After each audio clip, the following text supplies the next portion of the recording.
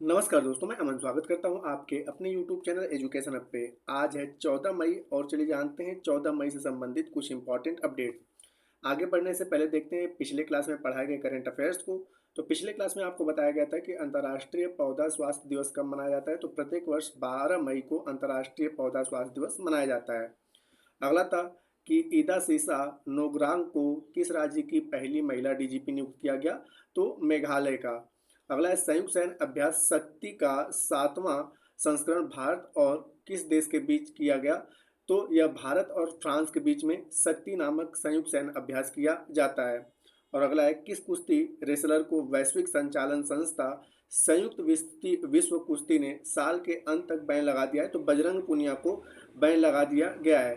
और अगला था आपका कि 46वां अंटार्कटिक संधि परामर्शदात्री बैठक का आयोजन किस शहर में किया गया। तो कोच्चि में किया गया। तो ये आपको बताया गया था पिछले करंट अफेयर्स के क्लास में। अब जानते हैं आज के अपडेट्स के बारे में। तो आज का पहला विषय कि राष्ट्रीय शालीनता दिवस कब मनाया जाता है। 12 मई, 14 मई, 10 मई या 8 मई। तो प्रत्येक वर्ष 14 मई को राष्ट्रीय शालीनता दिवस के रूप में मनाया जाता है। तो सही आंसर होता है बी।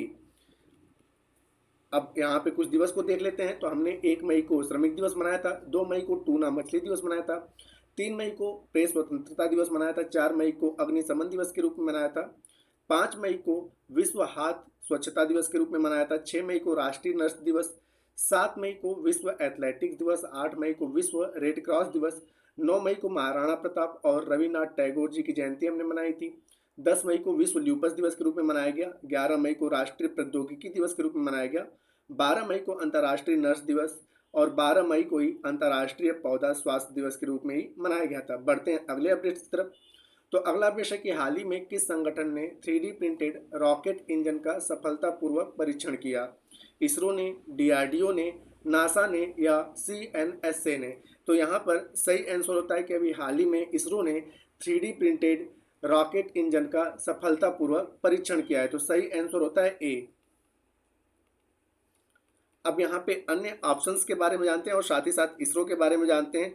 तो इसरो की बात किया जाए, इंडियन स्पेस रिसर्च ऑर्गेनाइजेशन, तो इसकी जो स्थापना की गई थी 15 अगस्त साल 1969 को की गई थी। और किसके द्वारा किया गया था। तो विक्रम साराभाई के द्वारा किया गया था। विक्रम साराभाई। इसके हेडक्वार्टर की अगर बात करें, इसरो का हेडक्वार्टर, तो इसरो का हेडक्वार्टर जो है बेंगलोर में है।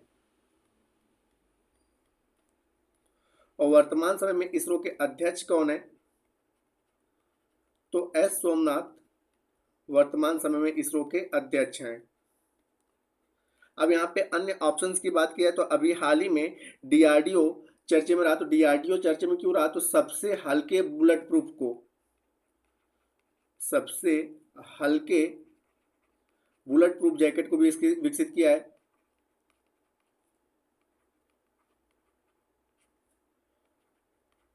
जैकेट को डीआरडीओ के द्वारा विकसित किया गया जिसके कारण यह चर्चे में रहा।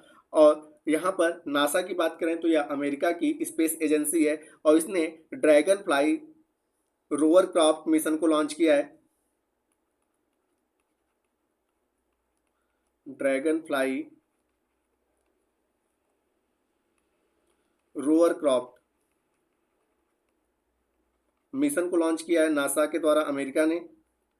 और सीएनएसए जो है यह चीन की स्पेस एजेंसी है और यह अभी हाल ही में चर्चे में रहा कि सेनझोऊ 18 नाम का, सेनझोऊ 18 नाम का इसने मिशन लॉन्च किया है। तो जिसके कारण ये चर्चे में रहा। बढ़ते हैं अगले क्वेश्चन की तरफ। तो अगला क्वेश्चन है कि वर्ल्ड बैंक के नई रिपोर्ट के अनुसार किस देश की कृषि खाद्य प्रणाली में सर्वाधिक उत्सर्जन हुआ। भारत, नेपाल, अमेरिका या चीन। तो यहाँ पे वर्ल्ड बैंक की नई रिपोर्ट के अनुसार जो है चीन के खाद्य प्रणाली से सर्वाधिक उत्सर्जन हुआ है। तो सही आंसर होता है डी। अब यहाँ पर जानते हैं इसके बारे में। तो चीन के बारे में सभी ने पता है। चीन की जो राजधानी है वह है बीजिंग।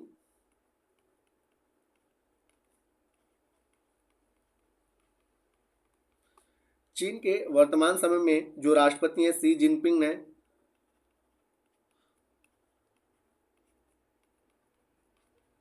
जिनपिंग है, और चीन के मुद्रा का जो नाम है वह है युआन। तो ये चीन के संबंधित फैक्ट रहे। चीन से संबंधित अन्य फैक्ट अभी हाल ही में चर्चे में जो रहा उसको भी देख लेते हैं। तो चीन अभी हाल ही में थॉमस और उबेर कप, थॉमस और उबेर कप,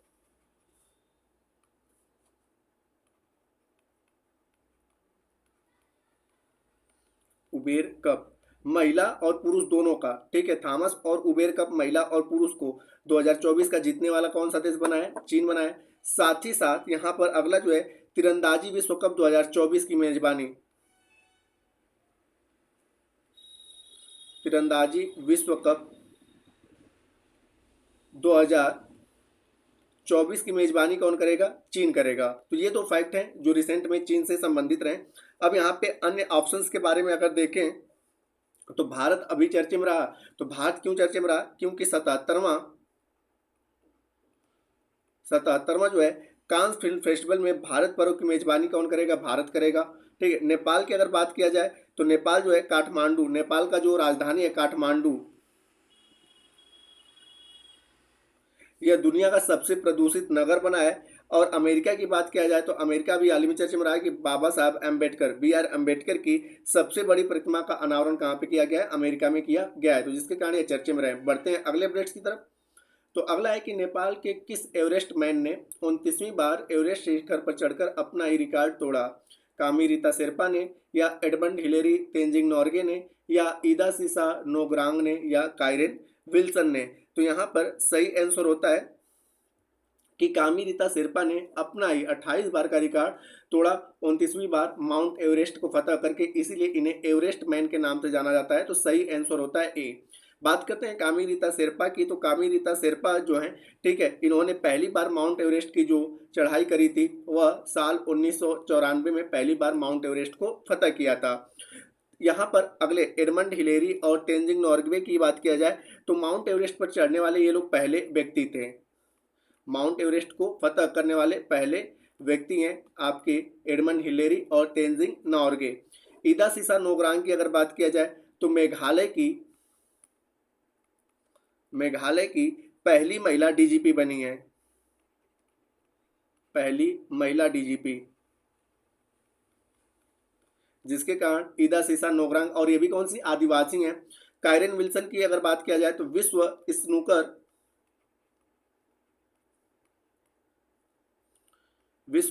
स्कूनर चैंपियनशिप का खिताब किसने जीता है? तो काइरेन विल्सन ने जीता है। अब यहाँ पे कुछ अन्य फैक्ट की बात करें तो अन्य फैक्ट में आपके आ जाता है कि एवरेस्ट जो है, माउंट एवरेस्ट जो है किस देश में स्थित? तो माउंट एवरेस्ट जो है महान हिमालय में आता है। हिमालय के जो 4 पार्ट है उसमें महान हिमालय में आता है, और महान हिमालय के अंतर्गत यह नेपाल में स्थित है। और इसे नेपाल में किस नाम से जाना जाता है? तो इसे नेपाल में सागर माथा के नाम से जाना जाता है। और इसके अगर ऊंचाई की बात किया जाए तो वर्तमान समय में 8,849 मीटर माउंट एवरेस्ट की ऊंचाई है। कुछ अन्य की अगर फैक्ट की बात करें नेपाल की, तो नेपाल जैसे मैंने बताया कि नेपाल की जो राजधानी है काठमांडू है।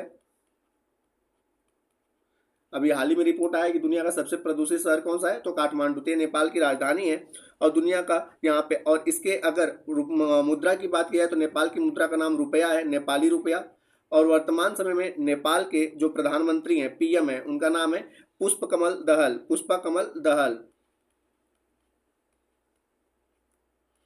दहल जो है वह नेपाल के प्रधानमंत्री हैं। हालांकि जो पूछा गया था क्वेश्चन उसके अकॉर्डिंग आपका सही आंसर होता है ए। आज का जो अंतिम क्वेश्चन है वह है आपका कि इफ्को का निदेशक किसे चुना गया? सुबोध कुमार को, रश्मिता झा को, विवेक विपिंडदा कोल्हे को, या दीपिका सोरेंग को? तो इफ्को का जो अध्यक्ष चुना गया है वह विवेक विपिंडदा कोल्हे को चुना गया है। तो सही आंसर होता है सी। अब यहाँ पे इफ्को के बारे में जानते हैं। तो इफ्को को शॉर्ट में IFFCO के नाम से लिखते हैं, और इसका पूरा नाम आता है भारतीय किसान उर्वरक सहकारी लिमिटेड। इसके अगर स्थापना की बात किया जाए तो इफ्को की जो स्थापना हुई थी वही थी 3 नवंबर साल 1967 को, और इसका जो हेडक्वार्टर है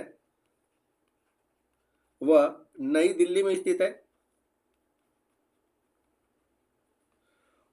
और इसके जो सीईओ हैं, चीफ एग्जीक्यूटिव ऑफिसर, सीईओ जो वर्तमान समय में वो हैं उदय शंकर अवस्थी।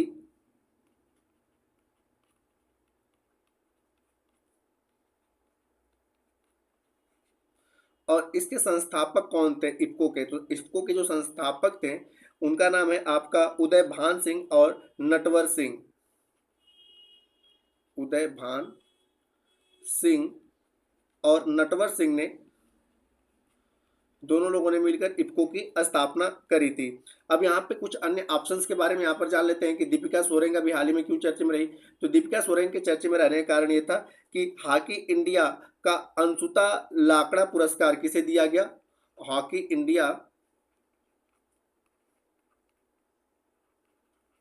इंडिया का